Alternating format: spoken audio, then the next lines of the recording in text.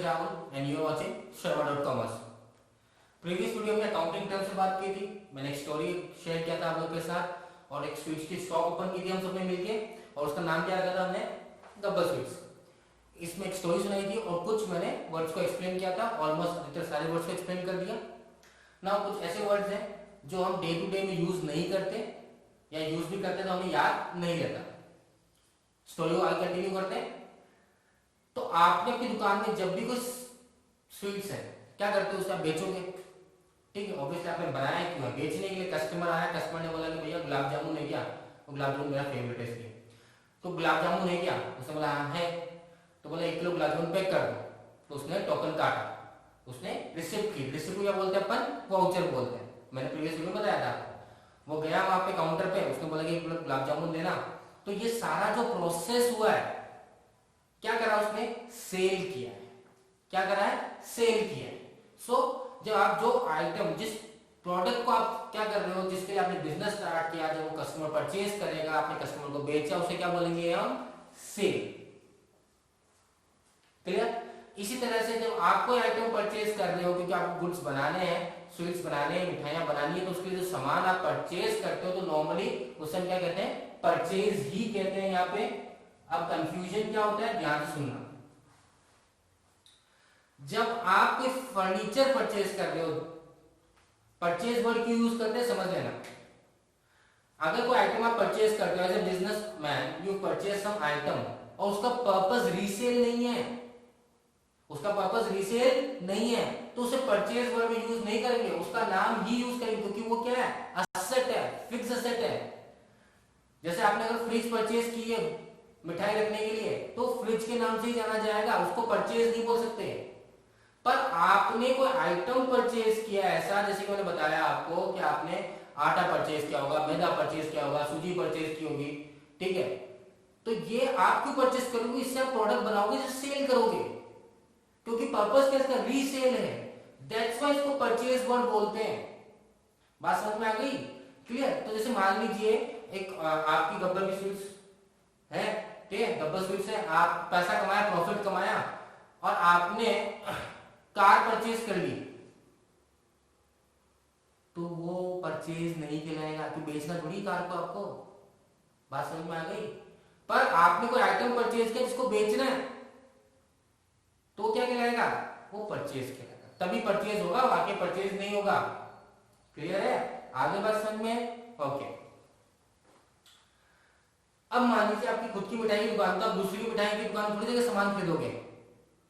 आपके घर से फोन आ गया, बोले यार बेटा आते हुए एक काम करना, 1 किलो गुलाब जामुन, 1 किलो रसगुल्ले और लिया ना, ठीक है, क्योंकि आपकी दुकान में, आपकी खुद की स्वीट की शॉप है, तो आप दूसरी स्वीट की शॉप में क्यों जाओगे।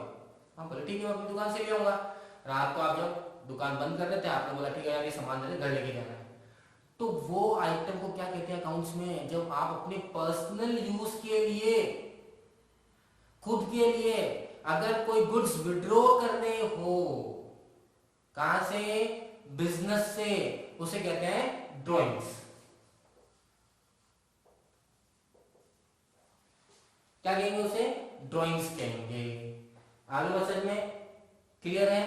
तो इसमें क्या बोला, इसमें बहुत सिंपल शब्दों में बोला, अगर आप अपने बिजनेस से, अपने पर्सनल यूज के लिए कोई चीज विड्रॉ करते हो, ऑब्वियसली मेरा बिजनेस तो मैं पे क्यों करूंगा, मैं ले गया उठा के, ठीक, घर में जरूरत थी लिया है, तो उसे कहेंगे ड्राइंग्स, अकाउंट से कहते हैं उसे ड्राइंग्स कहते हैं। क्लियर, आगे समझिए। प्रीवियस वीडियो में आपको प्रॉफिट के बारे में बताया था कि बिजनेस किया आपने, तो आप ऑब्वियसली सेल करोगे, उसमें एक्सपेंस घटा दोगे। अगर प्रॉफिट, रेवेन्यू ज्यादा इन कंपैरिजन टू एक्सपेंस, क्या बोलेंगे, प्रॉफिट। इस तरह से if revenue is less in comparison to expense, पे एक्सपेंस ज्यादा हो गया, रेवेन्यू कम हुआ, तो क्या बोलेंगे उसे, लॉस बोलेंगे। क्लियर है, आगे समझे, ओके। अब मान लीजिए आपकी दुकान में, जिसकी हमने बात की थी प्रीवियस वीडियो में, कि आपको कोई नॉन आ गया, रिलेटिव आ गया, वो आपसे उधार में परचेज कर रहा सामान, तो क्या बोलते हैं, डेटर।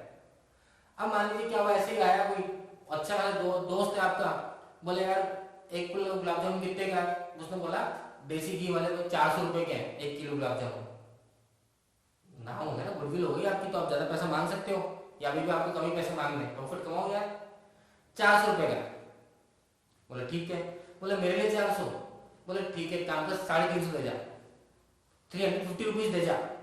तो आपने 50 रुपए क्या कर दिया, डिस्काउंट। क्लियर है, क्या कर दिया, डिस्काउंट कर दिया। आगे बात समझ में क्लियर है। ओके। तो हर दिन आप देखते हो कि मेरे माल कितना बचा हुआ है, कितना, तो आपको जब तक ये पता ही नहीं होगा कौन सा माल का, वही तो परचेज करोगे। ऐसे थोड़ी सारे दिन हर दिन ही सारे माल परचेज करोगे, सभी चीज परचेज करके लोगे, नहीं। आप देखो क्या चीज हमारे स्टॉक में पड़ी हुई है, at the end of the day कितना आइटम पड़ा हुआ है, अगले दिन हमें कितना आइटम मंगाना है।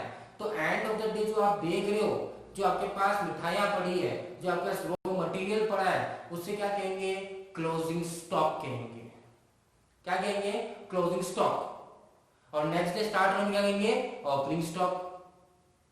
एंड ऑफ द डे क्या कहेंगे, closing stock. Next day start होगा तो बोलेंगे ओपनिंग स्टॉक। अकाउंट्स में जब साल खत्म होता है 31 मार्च को जो हम स्टॉक मैच करते हैं बोलते हैं क्लोजिंग स्टॉक, और 1 अप्रैल क्या बोलते हैं, उसे हम ओपनिंग स्टॉक बोलते हैं। क्योंकि आपको पता होगा तभी तो क्या परचेज करना है, क्या परचेज नहीं करना। अगर आपको स्टॉक के बारे में पता नहीं तो आप क्या परचेज कर लो, जो चीज रिक्वायरमेंट नहीं वो परचेज कर लो। तो आप सब कुछ नोट डाउन करते हो। तो end of the day what we have left, भाई हमारे पास ये सामान, ये मिठाई बच गई, तो कल ये मिठाई नहीं बनानी है हमें, अभी रहने दो इन मिठाइयों को, ये बेचेंगे उसके बाद ही बनाएंगे। तो आपने नोट डाउन किया at end of the day, that is known as stock. ठीक है।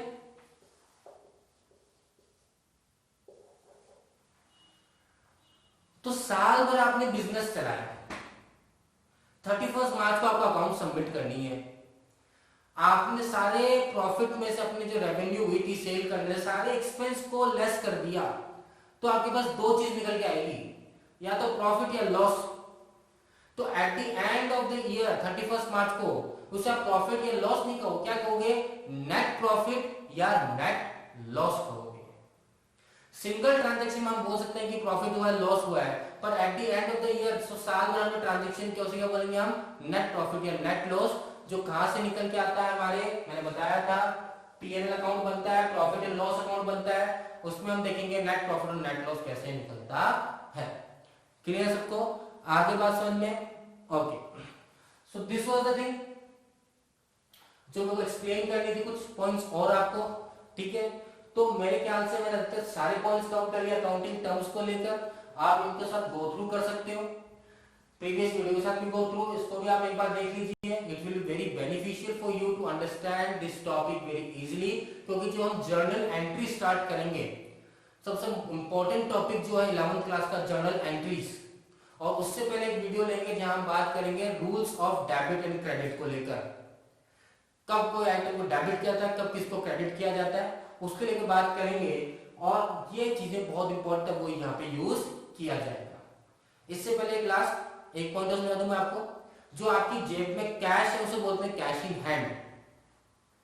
Obviously and of the day आपने बिजनेस किया, आपने गल्ला खोला, गल्ले में से पैसे निकाले, अपने जेब में गिने, आगे कितने पैसे हुए, जेब में रखे, क्या लगेगा, कैश इन हैंड। जो पैसा आपने बैंक में जमा करा दिया, कैश एट बैंक, और दोनों ही कैश में कन्वर्टेड है, तो ये करंट एसेट का पार्ट है। किसका पार्ट है, करंट एसेट का। तो कैश इन हैंड में जो आपके हाथ में है, जो आपके पास है, कैश एट बैंक जो बैंक में आपने जमा करा रखा है। क्लियर है, आगे बात समझिए। होपफुली आपने सारे पॉइंट्स को आराम से समझ लिया होगा। That's all for today, thank you students.